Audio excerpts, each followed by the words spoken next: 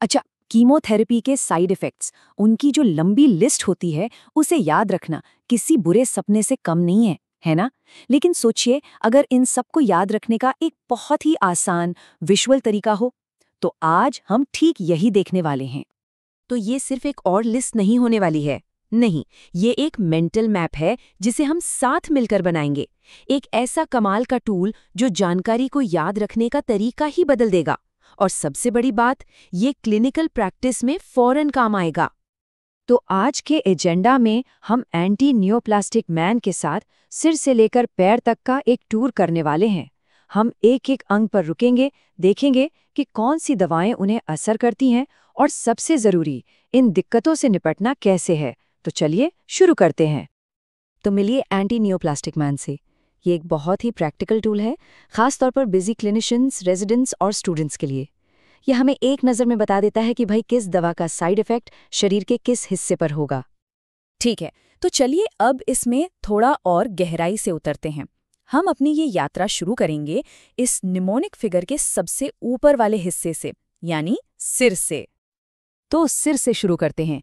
सबसे पहले है सिस्प्लैटिन, जो अपनी ओटोटॉक्सिसिटी के लिए कह सकते हैं बदनाम है, मतलब ये सुनने की क्षमता पर असर डाल सकता है। फिर है विनक्रिस्टिन, इससे होने वाली पेरिफेरल न्यूरोपैथी को ध्यान में रखना बहुत ज़रूरी है, जिससे हाथों पैरों में झुनझुनी होती है। और हाँ, इफॉस्फेमाइड, इससे होने वाली एन्सेफेलोपैथी तो एक मेडिकल इमरजेंसी है जिस पर फौरन एक्शन लेना पड़ता है। तो इनसे निपटने के लिए हमारे पास बिल्कुल साफ उपाय हैं। न्यूरोपैथी के लिए दवाएं तो हैं ही, लेकिन यहाँ जो सबसे ज़रूरी बात याद रखनी है वो ये है कि इफोस्फेमाइड से होने वाली एन्सेफेलोपैथी के लिए मेथिलीन ब्लू एक लाइफ सेविंग एंटीडोट है। ये पॉइंट बहुत बहुत ज़रूरी है। अच्छा, अब सिर से थोड़ा नीचे आते हैं, मुंह और जीआई ट्रैक्ट पर। तो म्यूकोसाइटिस यानी मुंह के छाले, ये मेथोट्रेक्सेट और 5-FU के साथ बहुत कॉमन है। सिस्प्लैटिन का नाम सुनते ही जबरदस्त उल्टी का ख्याल आता है, और इरिनोटेकिन से होने वाले डायरिया वो भी बहुत सीरियस हो सकते हैं। अच्छी बात यह है कि इनके समाधान भी सीधे हैं, जैसे म्यूकोसाइटिस के लिए बल्ब के टुकड़े चबाना, एक सिंपल लेकिन बहुत असरदार उपाय है। और हाँ, इरिनोटेकिन के डायरिया के बारे में ये जानना बहुत ज़रूरी है कि जो शुरू में होता है उसका इलाज एट्रोपिन से होता है, और जो बाद में होता है उसके लिए लोपेरामाइड दी जाती है। अब आते हैं दिल पर, जहां साइड इफ़ेक्ट्स जानलेवा भी हो सकते हैं। देखिए, डॉक्सोरूबिसिन जैसी दवाएं सीधे सीधे हार्ट मसल्स को डैमेज कर सकती हैं। इसीलिए इनकी टोटल डोज को लिमिट में रखना और लगातार मॉनिटरिंग करना बहुत ज़रूरी हो जाता है। और ट्रस्टोजुमैब के केस में रेगुलर ईको कराना बेहद ज़रूरी है। चलिए अब शरीर के उन अंगों की तरफ चलते हैं जो चुपचाप लेकिन बहुत गंभीर तरीके से डैमेज हो सकते हैं। हम बात कर रहे हैं फेफड़े, लिवर और किडनी की, जिनकी सुरक्षा सबसे पहले आती है। जब फेफड़ों की बात आती है तो ब्लेमाइसिन का नाम सुनते ही पल्मोनरी फाइब्रोसिस का ख्याल आना चाहिए। ये सबसे बड़ा खतरा है। लेकिन मेथोट्रेक्सेट और बुसल्फैन को भी नज़रअंदाज नहीं किया जा सकता, जो फेफड़ों में सूजन और सीधा नुकसान पहुंचा सकते हैं। और यहाँ समाधान कितना स्पेसिफिक हो सकता है, ये देखिए। ब्लेमाइसिन टॉक्सिसिटी के लिए सबसे ज़रूरी मैनेजमेंट पॉइंट है कि मरीज को हाई कॉन्सेंट्रेशन ऑक्सीजन देने से बचना है। ये वो क्लासिक क्लिनिकल पर्ल है जिसे बिल्कुल नहीं भूलना है। तो जब बात आती है किडनी और लिवर की, सिस्प्लैटिन का नाम सुनते ही दिमाग में किडनी की घंटी बजनी चाहिए।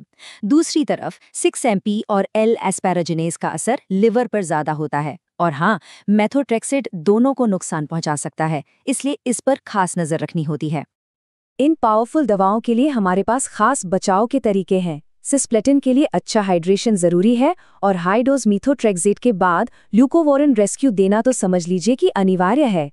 ये हमारी हेल्दी सेल्स को MTX के जहरीले असर से बचाता है। ठीक है, तो अब हम अलग अलग अंगों से हटकर पूरे सिस्टम पर असर डालने वाली चीज़ों पर आते हैं, जैसे कि रक्त और साथ ही ब्लैडर और स्किन पर होने वाले डायरेक्ट केमिकल इरिटेशन को भी देखेंगे। माइलोसप्रेशन यानी ब्लड सेल्स का कम होना, ये तो कीमो का लगभग डिफ़ॉल्ट साइड इफ़ेक्ट है। तो यहाँ याद क्या रखना है? याद ये रखना है कि कौन सी दवाएं इसे नहीं करती, और वो हैं ब्लेमाइसिन और विनक्रिस्टिन। इस स्लाइड से बस यही एक बात याद रखनी है। तो हम इससे निपटते कैसे हैं? इसके लिए एक 3 तरफा रणनीति है। पहला, GCSF जैसे ग्रोथ फैक्टर देकर रिकवरी को तेज करना। दूसरा, ब्लड या प्लेटलेट ट्रांसफ्यूजन से मरीज को सपोर्ट देना। और तीसरा, इन्फेक्शन से बचाना। अब 2 बहुत ही स्पेसिफिक प्रॉब्लम्स देखते हैं। साइक्लोफॉस्फेमाइड ब्लैडर में ब्लीडिंग करा सकता है, लेकिन इसका तोड़ भी है, मेसना और ढेर सारा पानी। और जो हैंड-फुट सिंड्रोम होता है, उसके लिए स्किन की अच्छी देखभाल और उसे ठंडा रखना ही सबसे बेस्ट उपाय है। अब हम एक बहुत ही क्रिटिकल सिचुएशन की बात करेंगे, एक इमरजेंसी। यहाँ पर तेजी से और सही एक्शन लेना ही सब कुछ है। हम बात कर रहे हैं एक्स्ट्रावेसेशन की, यानी जब कीमो की दवा नस से लीक होकर आसपास के टिश्यू में चली जाती है। इसे एक इमरजेंसी ड्रिल की तरह याद कर लीजिए। स्टेप 1, फौरन इन्फ्यूजन बंद करो। स्टेप 2, लाइन से जितनी हो सके दवा को वापस खींचो। स्टेप 3, सही कंप्रेस लगाओ, गर्म या ठंडा। और स्टेप 4, अगर कोई एंटीडोट है तो वो दो। ये स्टेप्स इसी ऑर्डर में होने चाहिए। अब इस स्लाइड की सबसे दिलचस्प और ज़रूरी बात, यहाँ एक बहुत बड़ा फर्क है। एंथ्रासाइक्लिन जैसे डॉक्सोरूबिसिन के लिए हम लगाते हैं ठंडा सेक ताकि दवा ज़्यादा ना फैले, लेकिन विनक्रिस्टीन जैसे विंका एल्कलॉइड्स के लिए हम लगाते हैं गरम सेक ताकि दवा फैल जाए और एक जगह डैमेज कम हो।